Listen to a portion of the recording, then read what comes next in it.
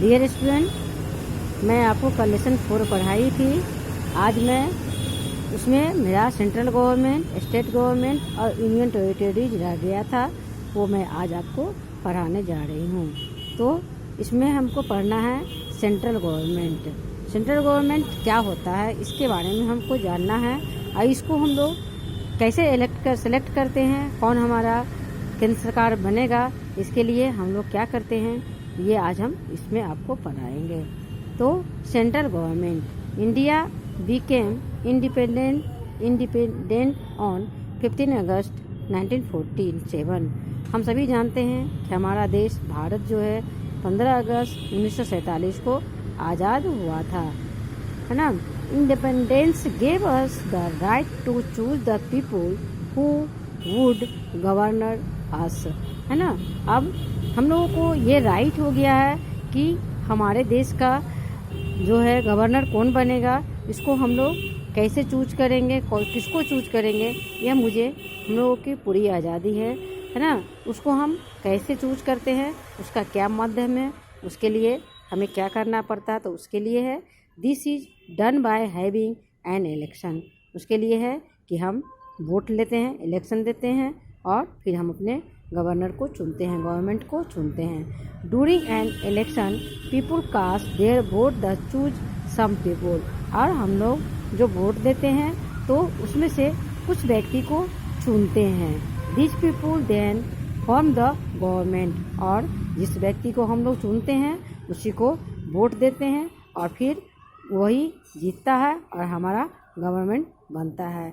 Only those whose age is 18 years and above can vote.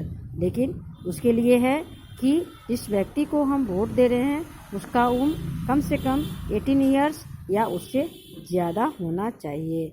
The central government make law for the entire country. और हमारे central government जो होते हैं, केंद्र सरकार जो होते हैं, वही पूरे हमारे देश के लिए लॉ बनाते हैं। It has its office in new Delhi, the capital of India. अब है कि it has its office in new Delhi. और जो हमारे देश में जितने भी लॉ कानून और जो भी ऑफिस होते हैं वो सब न्यू दिल्ली में है और वो हमारे देश का क्या है, राजधानी है। The president, the vice president, the prime minister, other minister and the officer of the central government live and work in the capital. अब कह रहा है कि हमारा president, vice president, prime minister, other minister और ऑफिसर जितने भी हैं सेंट्रल गवर्नमेंट, वह वहाँ रहते हैं और सब वहाँ रह के काम करते हैं। The president of India live in the Rashtrapati Bhavan. और हमारे देश के जो राष्ट्रपति हैं उनके लिए अलग से भवन रहता है, उसको हम राष्ट्रपति भवन कहते हैं। डियर स्टूडेंट, अब हम पढ़ेंगे state government.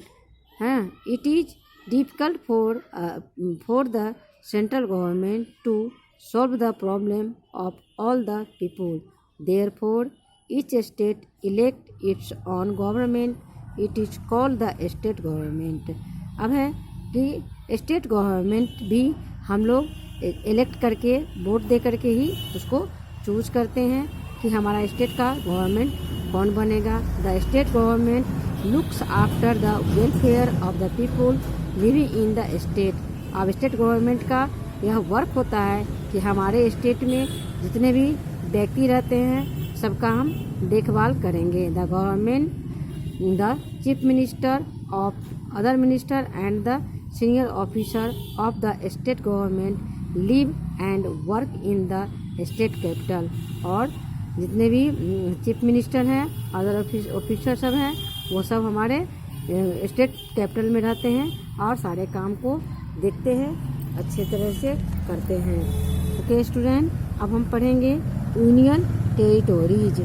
There are some parts of Indian which are not included in the 29 states. These are called union territories. They are governed by the central government. है कह रहा है there are some parts of the India which are not include in the 29 state. अब हम जो है state के बारे में पढ़े हैं, लेकिन कुछ स्टेट ऐसा है जो हमारे इंक्लूड नहीं है, वो हमारे स्टेट में इंक्लूड नहीं है। These are called union territory, उसको हम यूनियन टेरिटरीज कहते हैं। There are governed by the central government, वहाँ का गवर्नर जो होता है केंद्र के द्वारा चलाया जाता है। यूनियन टेरिटरीज का मतलब ही होता है केंद्र शासित प्रदेश। वहाँ का सारा विधि व्यवस्था जो है वह सेंट्रल गवर्नमेंट के द्वारा ही चलाया जाता है। There are 7 union territories include the national capital territories of Delhi located their union territories on map 4.1। और आपने पढ़ा कि यूनियन टेरिटोरीज जो है वह केंद्र सरकार के द्वारा चलाया जाता है, वहाँ कोई स्टेट गवर्नमेंट नहीं होते हैं। ओके स्टूडेंट, अब मैं आपको इसका MCQ और क्वेश्चन आंसर बताऊंगी। Okay bye. कल के क्लास में मैं आपको tick the correct answer, true false और क्वेश्चन आंसर कराऊंगी। Okay bye.